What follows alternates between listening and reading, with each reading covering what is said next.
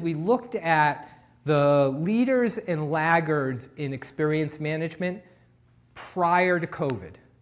So we looked at the ones that were leading lag, meaning the ones that were leaders are the ones that had stronger experience management skills because they were doing much better. The ones that were laggards had less skills around experience management. Then we tracked what their stock price did during the 2 years of COVID.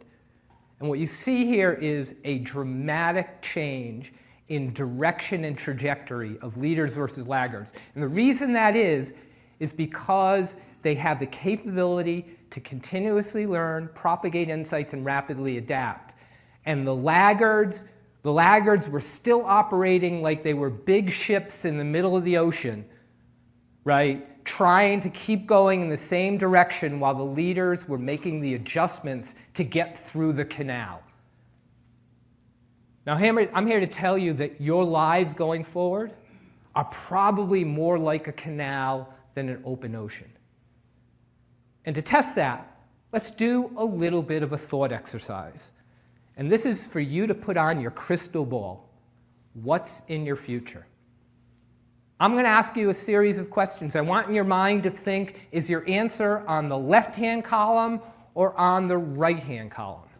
First question, do you think your customers are going to be less demanding or more demanding in the future? Do you think your employees are going to be less demanding or more demanding in the future? Product life cycles. This needs a little explanation. Are they longer or shorter? What I mean here is when you introduce a new product and service, is it going to stay in the market competitively for a longer period of time or a shorter period of time in the future? And then disruptive events like we've seen in the past. Are they never going to happen again? There's never going to be another COVID. We're never going to see another gas shortage. We're never going to see supply chains. Or are they going to become more common?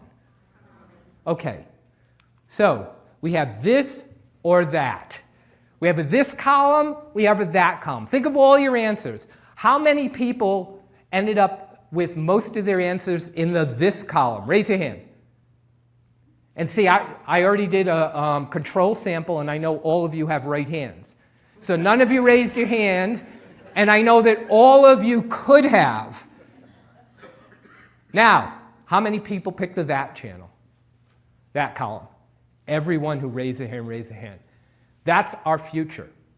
So we have to understand that the mechanisms that we've used in the past to deal with the world of open oceans is not the capabilities we need in the future when it looks more like canals.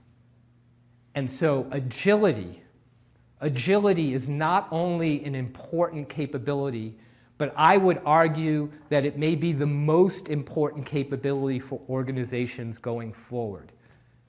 And it's something that you have to do to change.